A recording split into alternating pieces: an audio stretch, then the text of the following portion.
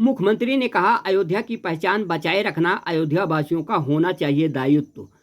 विगत 7 सालों में अयोध्या को नई पहचान मिली है। यह पहचान आसानी से नहीं बल्कि लंबे संघर्ष के बाद मिली है और इसे बचाए रखने का दायित्व भी अयोध्या वासियों का होना चाहिए।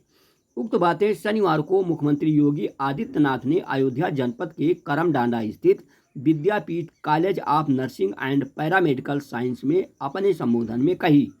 उन्होंने कहा कि हमारी आज़ादी सुरक्षित होगी तभी हमारा भविष्य सुरक्षित होगा। इंटरनेशनल एयरपोर्ट बन चुका, 14-15 फ्लाइट अयोध्या से जुड़ चुकी है।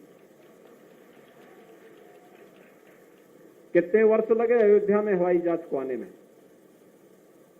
मुझे लगता है कि हजारों वर्ष लग गए, हजारों वर्ष।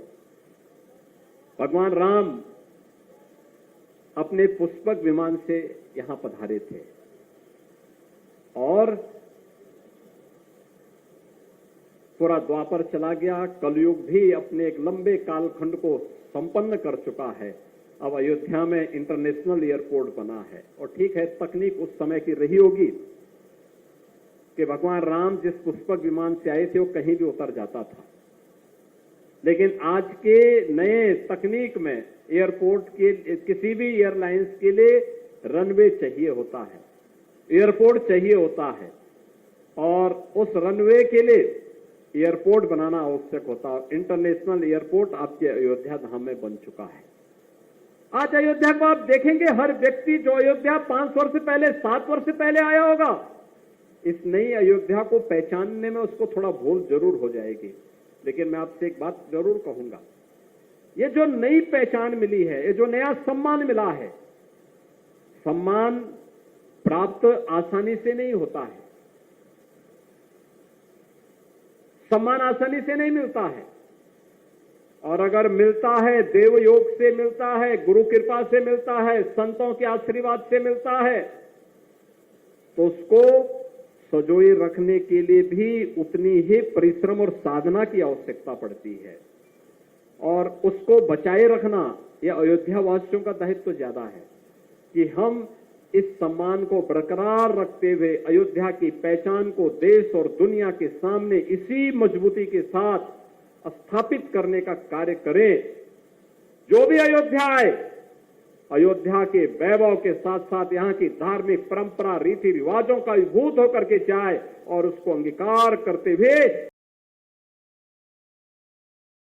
हमें सम और विषम परिस्थिति में कोई हमारे मूल्यों के से डिगा न सकता हो, कोई हमें हमारी भावनाओं के साथ खिलवाड़ न कर सकता हो, ये हम अवश्य प्रयास करें।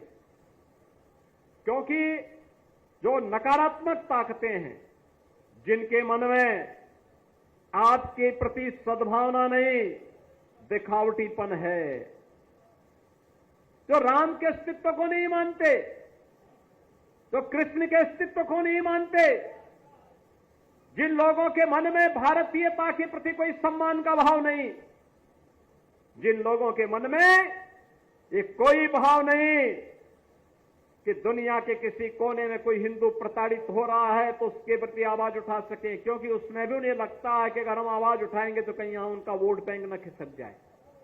वोट बैंक भी जिनको दुनिया के अंदर होने वाले किसी अत्याचार में वोट बैंक दिखाई देता हो, वो आपके हितैषी कैसे हो सकते हैं? याद रखना, जो बांग्लादेश में हो रहा है, जो चर्चाएं हो रही थी अभी, वहां 90% जो हिंदू बचा है वह दलित समुदाय से है। और मैं इसीलिए कहना चाहूंगा, ये जो सबके मुंह सिले हुए हैं, इसलिए सिले हुए हैं क्योंकि इनके मालूम है कि बांग्लादेश को हिंदू उनका वोटर नहीं होगा। वह हिंदू है, ये हो सकता है उसकी गलती हो, लेकिन हम उसको गलती नहीं मानते, हम उसको मानते हैं उसका सौभाग्य है कि वो हिंदू है और उसकी रक्षा करना हम सबका दायित्व है। उसकी पीड़ा के साथ खड़ा होना हमारा दायित्व है। हमारे लिए वह हिंदू है, एक मानव है, एक मानव के नाते उसकी मानवता की रक्षा करना, उसके जीवन को संरक्षण देने के लिए एक आवाज उठाना, ये हमारा दायित्व है और हम अपने इस दायित्व को निर्वहन जीवन भर करेंगे। ये किसी भी पक्ष और विपक्ष का मुद्दा नहीं, बल्कि मानवता को बचाने का मुद्दा है। राक्षसी वृत्तियां जब भी तरादाम पर प्रबल होंगी, उनका मुकाबला करने के लिए हमें तैयार होना पड़ेगा।